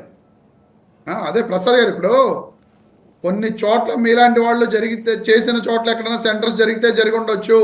కానీ పెట్టిన సెంటర్స్లో మెజారిటీ ఆఫ్ సెంటర్స్లో స్టూడెంట్స్ని చూపించి ఇలా స్కామ్ చేశారు అనేది ఆ ప్రభుత్వానికి సిఐడి వాళ్ళు ఇచ్చిన రిపోర్టు.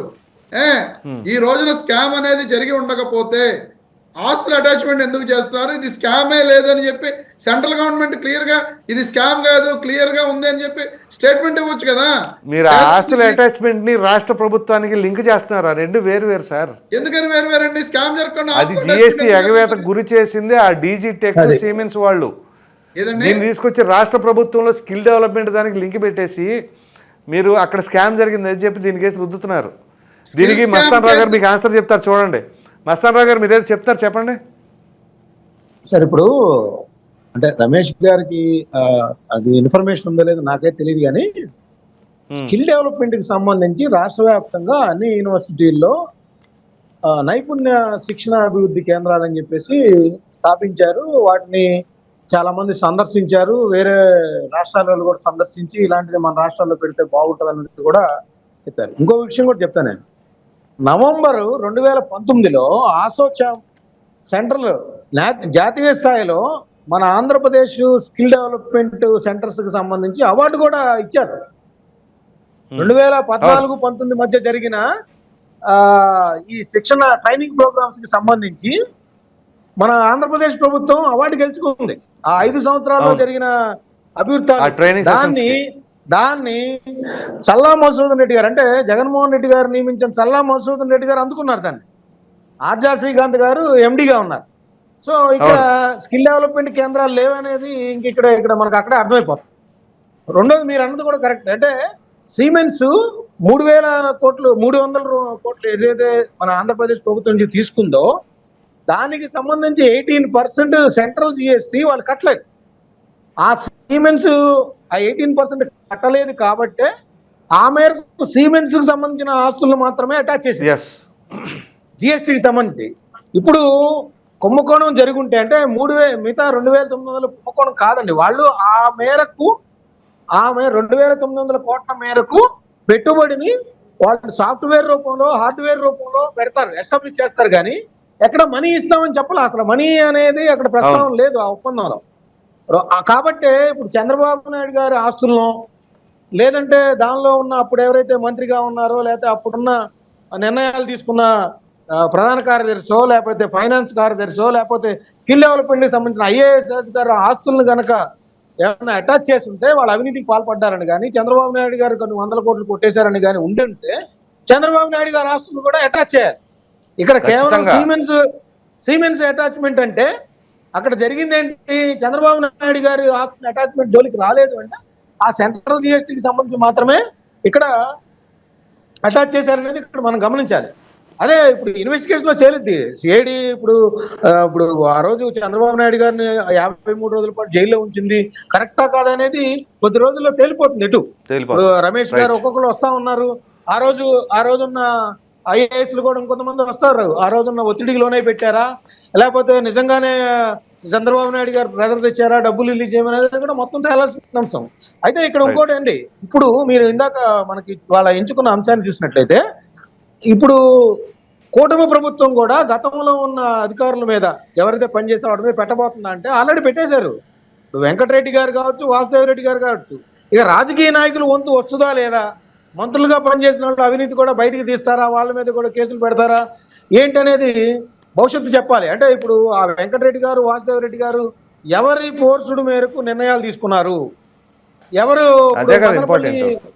మదనపల్లిలో ఫైల్స్ తగలబడ్డాయంటే ఆ వెనకాల ఎవరున్నారు? ఇప్పుడు ఆర్డీఓ మురళి సస్పెండ్ అయ్యారు. ఇప్పుడు అప్పుడు పనిచేసిన ఆయన ఎవరైతే సస్పెండ్ అయ్యారు, ఇప్పుడు అధికారుల వంతు మాత్రమే పూర్తయింది. ఇక రాజకీయ నాయకులు మంత్రులుగా పనిచేసిన వాళ్ళు వస్తారా ఏంటి అనేది భవిష్యత్తు జరగలేదు సార్. అవి జరగవు.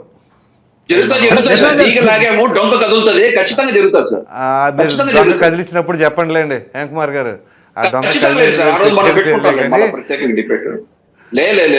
అది చట్టం తన పని తను చేసుకుపోతుంది. ఇలాగా మనము వ్యక్తుల మీద మనం కక్షపూరిత చర్యలు ఎప్పుడు కక్షపూరిత మేము అధికారంలో రమేష్ గారు రమేష్ కక్ష మాత్రమే చేస్తారన్నా. రమేష్ గారు చెప్పండి. రమేష్ గారు మీకు చెప్తారు ఏనండి మస్తాన్ రావు గారు చెప్పండి. మస్తాన్ పివి రమేష్ గారు అప్పుడు ఎందుకు చెప్పలేదు ఇప్పుడే ఎందుకు చెబుతున్నారంటే మనం ఐఏఎస్ అధికారులు కూడా అతిథులు కారు కోర్సు వాళ్ళ మీద ఒత్తిడికి. ఎందుకంటే మన అజయ్ కల్లాం గారు వివేకానంద రెడ్డి గారి హత్యకి సంబంధించి తెల్లవారుజామున 5ంటికి జరిగిందని ఒకసారి, 6:30 జరిగిందని ఒకసారి, సిబిఐ ఎదురుగా కన్ఫెషన్ ఆయన ఇచ్చారు. ఇట్లా ఒక రోజు చెప్పింది ఒక రోజు కాదని ఇచ్చారు. అంటే ఒక చీఫ్ సెక్రటరీగా చేసిన వ్యక్తి ఆ విధంగా తప్పు అవును. చెబుతారు అనడానికి ఏం లేదు. ఇప్పుడు పివి రమేష్ గారైనా దానికి అతీతులు గారు అనేది అర్థమవుతుంది. రైట్ సార్, ధన్యవాదాలండి. చర్చలో పాల్గొన్నందుకు కారుమంచి రమేష్ గారు వైసీపీ అధికార ప్రతినిధి, హేమకుమార్ గారు జనసేన పార్టీ అధికార ప్రతినిధి, అలాగే మస్తాన్ రావు గారు రాజకీయ విశ్లేషకులు, సురేంద్ర నాయుడు గారు తెలుగుదేశం పార్టీ అధికార ప్రతినిధి. అందరికీ ధన్యవాదాలండి. మరలా రేపు కలుద్దాం.